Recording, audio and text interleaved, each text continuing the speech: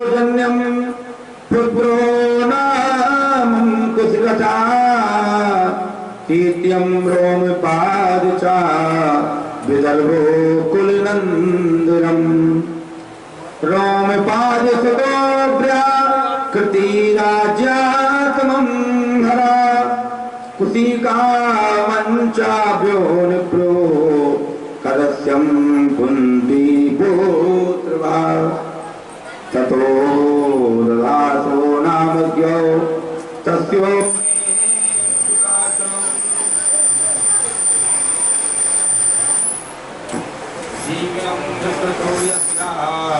का समय आता है गोपाल तो कंठ अवरुद्ध हो जाता है, कंठ से कुछ बोल नहीं पाते।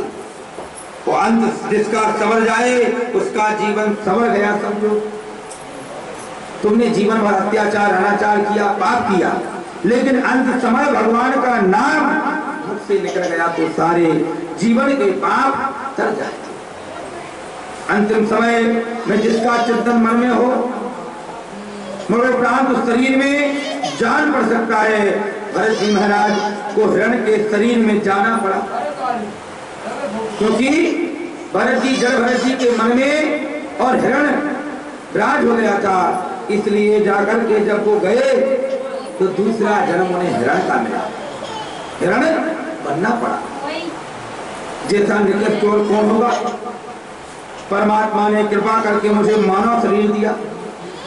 उनका आप विचार करें, यदि मैं पशु के शरीर में होता तो जाकर के कैसे भगवान की कथा सुन पाता।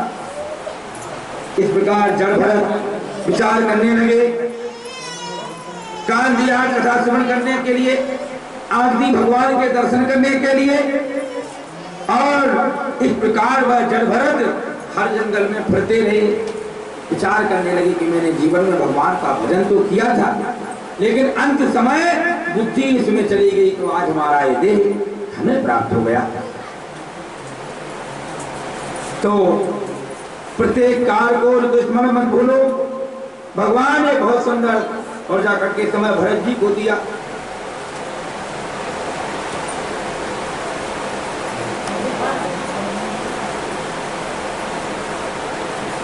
कृष्णाय गोविंदाय परमतो साहत्यम कृत्यायपि स्वयं कृष्ण गोविंदम शास्त्रम स्वयं प्रमाणना। और इस प्रकार जड़ भरत जी का मन चित्र जब भगवान में लग गया तो शरीर को त्याग करके, और सुखदेव जी कहते हैं कि राजा परीक्षित अपनी आंखों को बंद करो और एक बार ये दृश्य अपने दिल में उतार कर देखो। इतना बड़ा संत महात्मा ज्ञानी पुरुष एक साधारण से राजा की पालकी को कंधे पर उठा करके चल रहा है। अब जड़ भरत जैसे ही हिरण के शरीर को त्याग कर और दूसरा उन्होंने ब्राह्मण के घर में जन्म लिया, ब्राह्मण बने। तो बस ब्राह्मण बन गए, घर परिवार में कोई कार्य नहीं करते, सिर्फ पड़े रहते हैं। एक दिन पिताजी बोले कि बेटा कुछ जाकर के कहीं अध्ययन कर आओ, विद्या अध्ययन कर लो, वेद अध्ययन कर लो, कहीं जाकर के पंडिताई करो। तो जड़ भरत जो ब्राह्मण के रूप में थे वो कहने लगे पिताश्री आप पढ़ने की कहते हो, मैं जाकर जब से देख रहा हूँ इस फिल्म में से कितनी सारी चीटियां बाहर निकल गई। अब तो जड़ भरत जी को देख करके पिताजी कहने लगे कि बेटा मैं जब तक हूं तो तुम्हें खाना खिलाऊंगा, मेरे जाने के बाद तुम्हारा जीवन कौन संभालेगा। भाइयों ने उठा करके खेतों पे पटक दिया कि जाओ खेत की रखवाली कर लो, खेत की रखवाली कर लो।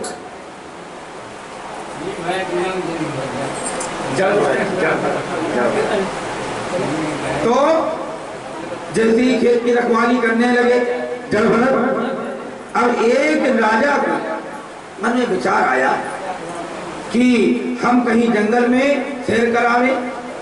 तो पालकी में बैठ कर के राजा जा रहे थे, जड़ भरत जी अपने खेत पर पड़े थे। उसी समय एक कहार कहने लगा महाराज हम पर चला नहीं जाता। तो राजा ने कहा कोई आसपास हो तो पकड़ लो।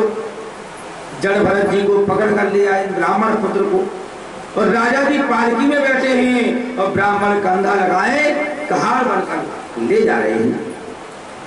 परीक्षित अपनी आंखों को बंद करके देखो कि इतना बड़ा संत, साक्षात भगवान का दर्शन करने वाले जड़ भरत आज पालकी को कंधे पर उठाकर चल रहे हैं, लेकिन मन में इतना भी नियम कि जाकर के कलेश नहीं। 5 जमीन आए तो देख करके चलते हैं। अब जैसी को चले जड़ भरत तो उन्हें तो हर चीज का अभ्यास, सामने से चींटी आए उसे देख करके लागे और चले। अब राजा यहाँ पालकी में बैठ कर गटगट होने लगे। क्यों? क्योंकि जड़ भरत को हर बार चींटी को देखकर उछट जाते थे, दूर भाग जाते थे कि कहीं मेरे पांव से दबकर एक चींटी ना मर जाए। उसी समय और राजा ने कहा, अरे कौन लगा दिया तुमने, और जाकर के जो मुझे नीचे ही गिरा दिया। जड़ भरत ने कोई जवाब नहीं दिया। अरे मूर्ख तू कौन है? ऐसे नाना प्रकार के राजा ने दुर्वचन उस ब्राह्मण पुत्र यानी जड़ भरत को कहे। जड़ भरत ने कोई जवाब नहीं दिया। रास्ते में चलते फिर कोई चीज आए फिर उछल गए। अब वो तो किसी चीज को मार नहीं सकते। रघुवर थोड़ा क्रोध में बोला, अरे इतना मोटा ताजा शरीर होते हुए भी और पालकी ठीक से नहीं चला पाते, बार बार मेरे सिर में चोट लग जाती है। जड़ भरत ने फिर भी कोई जवाब नहीं दिया। और फिर कोई जीव आया तो फिर उछल पड़े। तो रघुवर जो राजा थे पालकी में बैठे थे, अरे तुम तो जीवित ही मुर्दे के समान मालूम होते हो। अरे तुम जिंदा क्यों हो?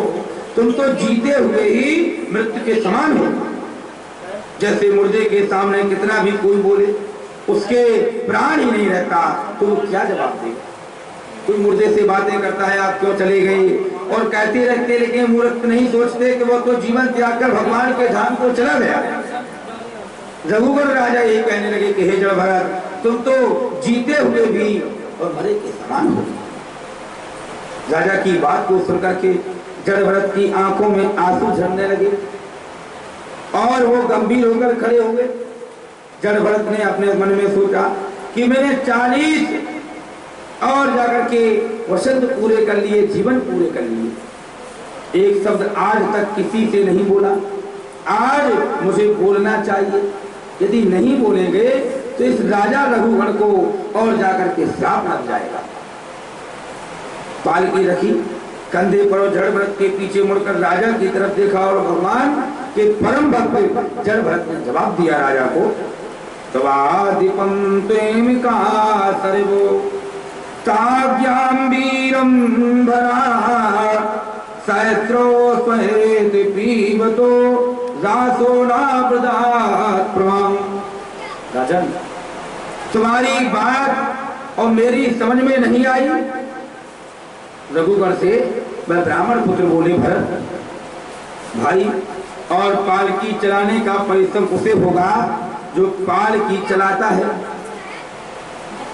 जो कभी चलता ही नहीं उसे श्रम क्या होगा।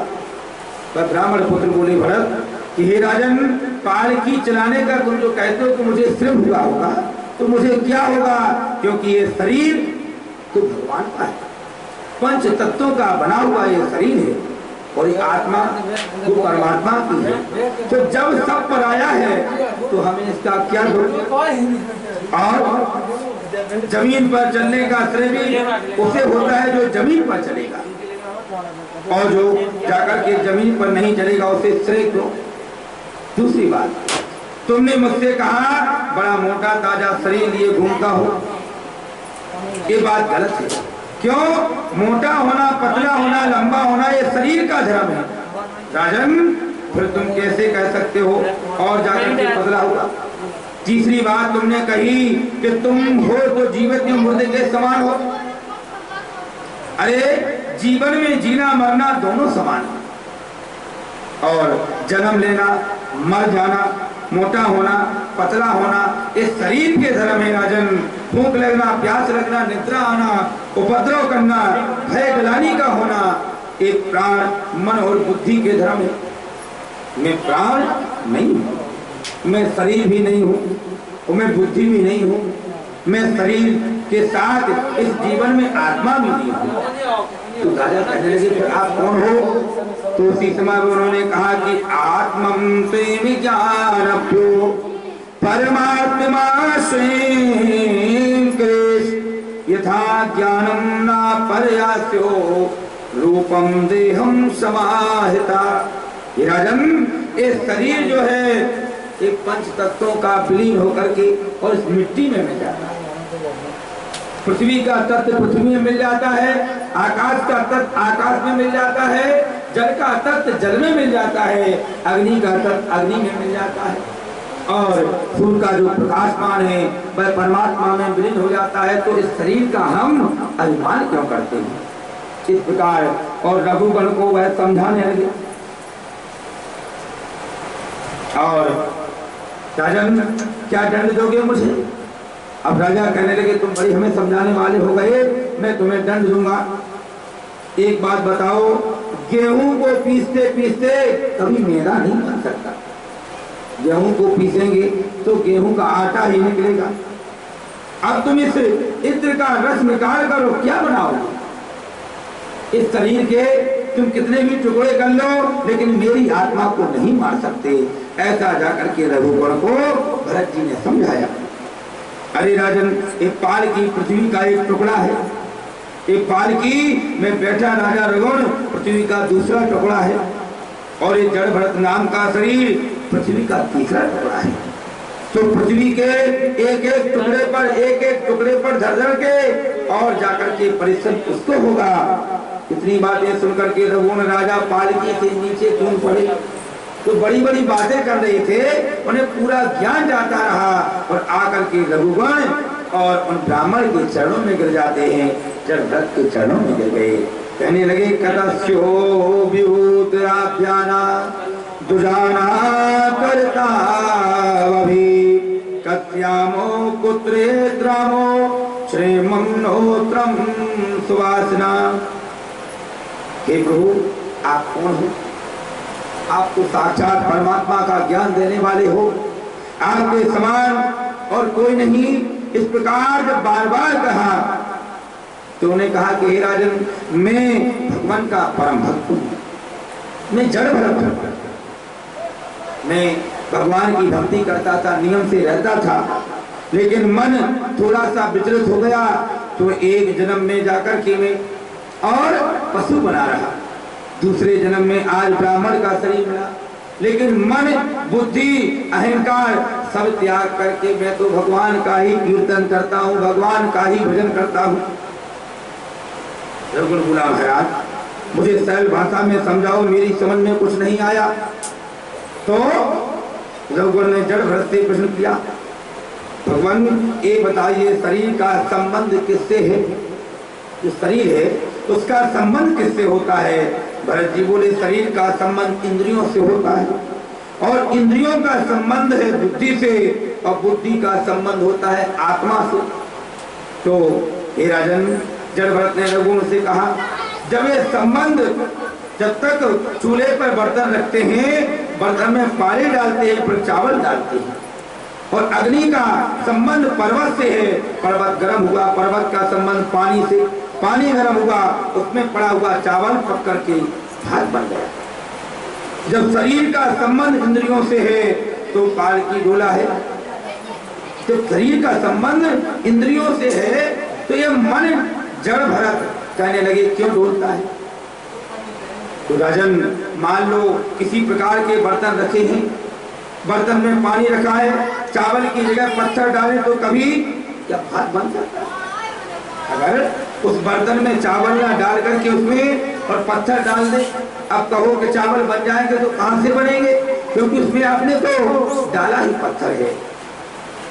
कहने का अर्थ है कि आपने अपने हृदय में काम को डाल दिया, क्रोध को डाल दिया, अहंकार को डाल दिया, तो वह व्यक्ति भगवान का भक्त कैसे बन सकता है? उसके हृदय में तो परमात्मा के प्रति प्रेम ही नहीं है। इस प्रकार और जाकर के जड़ भरत ने और जाकर रघुगण को समझाया। आचार्य सुखदेव जी कहते हैं कि राजा परीक्षित इस प्रसंग का वर्णन और जाकर अमर पद को प्राप्त कराने वाला है। इति श्रीमद्भागवते महाप्राणी सुगंधि पूर्वाधे भाषा टीकायां जड़ भरत श्री वृंदावन बिहारी लाल की